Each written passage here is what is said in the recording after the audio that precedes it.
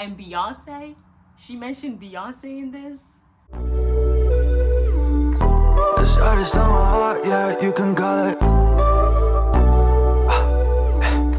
It's artist on my heart, yeah, you can call it robbery.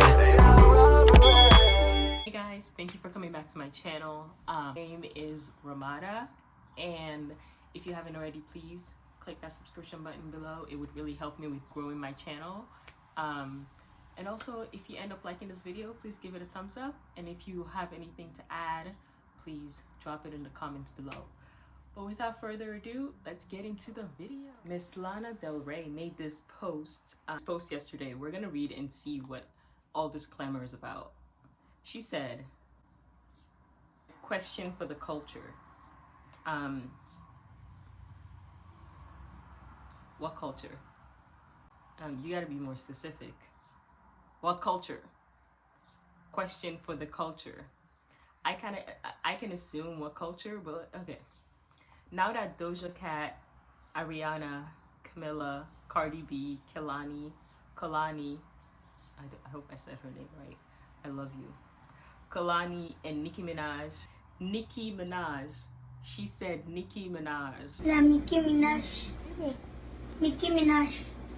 And Beyonce, she mentioned Beyonce in this. Beyonce, sweetie, I'm so sorry. I'm so sorry. Have had #1s with songs about being sexy, wearing no clothes, effing, cheating, etc.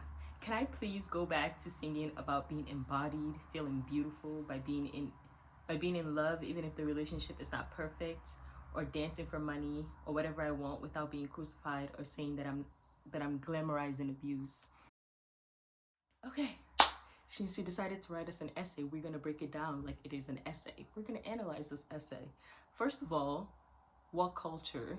I assumed when she said question for the culture, most times pop culture uses the word culture to talk about Black culture, specifically like African American culture in America. So that was my initial assumption. Was verified when she proceeded to say, now that Doja Cat, who's Black, Ariana, what is Ariana Grande? I actually have no idea. Ariana is, I don't know. Camila Cabello, I believe she's a woman of color too. Cardi B, Black. Kalani, Black. And Nicki Minaj, Black. And Beyonce, Black. So she's saying that since these women of color, most of them of color, since they've had #1s about being sexy, wearing no clothes, First of all, that's not all these women sing about. Like, I think it's really disrespectful and very tone deaf for her to try to speak to these women's experiences. Which, honestly, she commented later and said that's not what she was trying to do. She was just mentioning her favorite artist. But the way it comes across to the reader is that she's trying to speak for their experiences. Then I go back to singing about being embodied. Even if they were singing about these things, when did this ever stop you from singing about being embodied? And saying that is assuming that the things that these women sing and rap about does not make people feel embodied, does not make them feel embodied. It makes them feel embodied, which is why they sing about it. So it's not your place to go ahead and say, well, since y'all are singing about this, I haven't had the opportunity to make my song about... It's also tone deaf and very ignorant of her own privilege that she has as a white woman. Later on in her comments, she went to say that it wasn't about race, but I think that in itself, as so many people have said, is privilege in itself for her to distinguish what is and isn't about race. And this idea that most people are trying to make everything about race is really ridiculous, because it's not us trying to make it about race.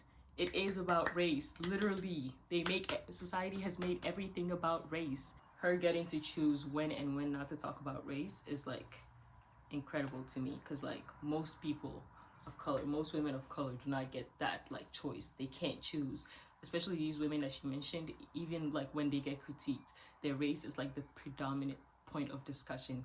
Their art gets dismissed because of that. I am fed up with female writers and alt singers saying that I glamorize abuse, when in reality I'm just a glamorous person singing about the realities of what we are all now seeing are very prevalent emotionally abusive relationship all over the world. With all the topics women are finally allowed. Okay, the thing of her glamorizing abuse, although I don't really listen to Lana Del Rey like that, I only know like 2 songs of her, Summertime Sadness, and I don't know the other one. But I have heard from a lot of people, especially like victims of relationship abuse, saying that her songs are very triggering for them. And because most of her fans, I guess, are like young people are worried that her songs are very impressionable, especially to the younger generation, as in like they get to associate this type of treatment with like love and what that is supposed to be like in a relationship. So I mean, if that's not what you're doing, I think you should accept the criticism that you're getting from people, because that is your way of expressing yourself.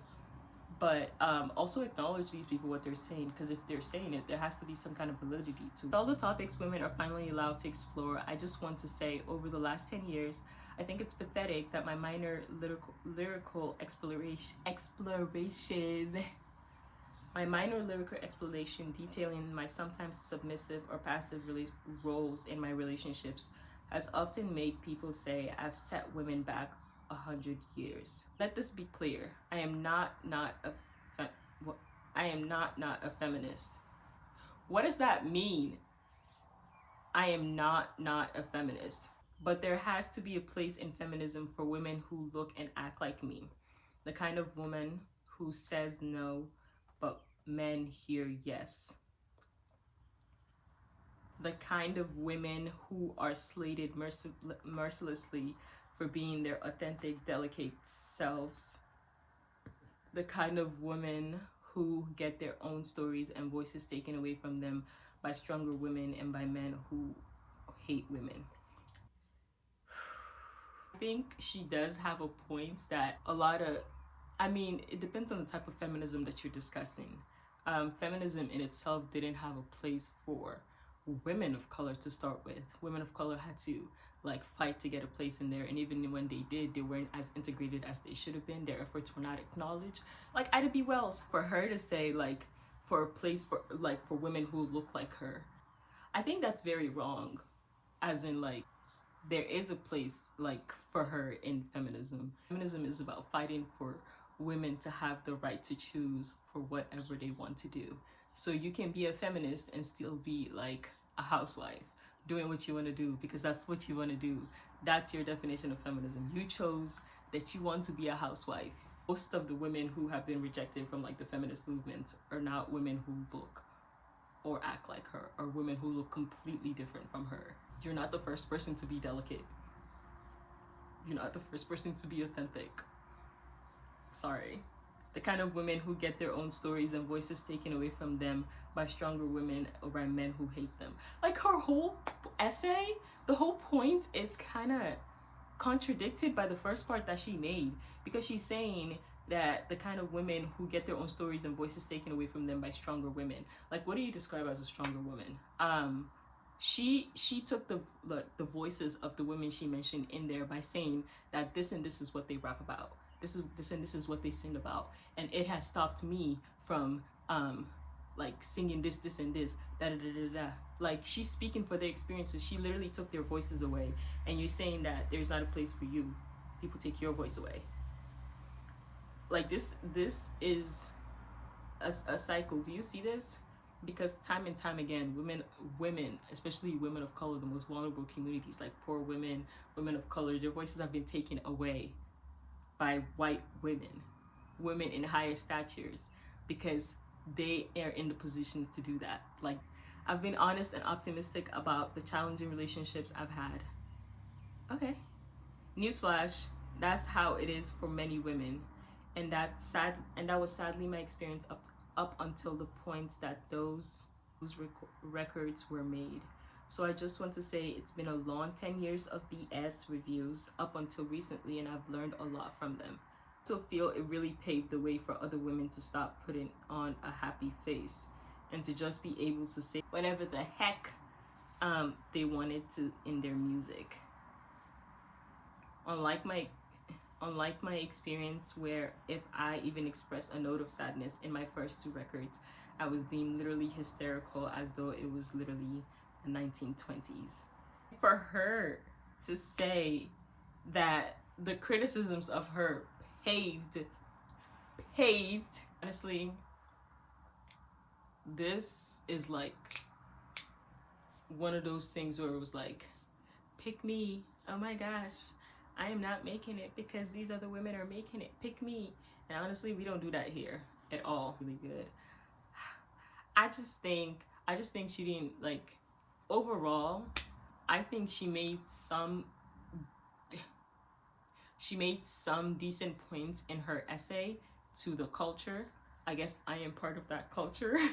She made some good points to the culture, but most of it, like the whole first part where she mentioned all these people who she said she loves and adores because they're her favorite artists, her points are negated by that thing that she said earlier. She didn't have to say that. That like completely ruined the entire thing.